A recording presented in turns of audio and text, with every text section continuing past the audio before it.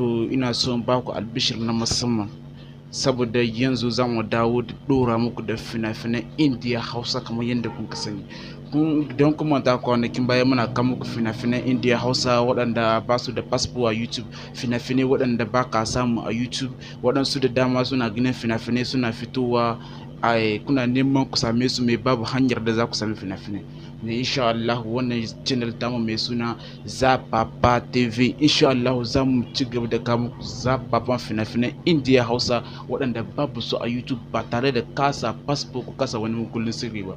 Mai albishirin da zan muku kuma, idan za ka kalli bidiyon ki, idan ka ga bidiyon da muka dora muku dan gutun bidiyo mu dora muku foton shi ne, za ka ga link din inda ka ga rubuta sunan bidiyon ki shine kawai za ka danna, za ka ga link din blue kawai. Kana danna link din kai tsaye ne zai kai ka inda za ka kalli bidiyon din ba tare da ka bata wani lokacin ka ba. Me roƙon da zan muku ga kaɗan ne, don Allah idan ka shiga wannan channel tamu kar ka manta da danna mini subscribe.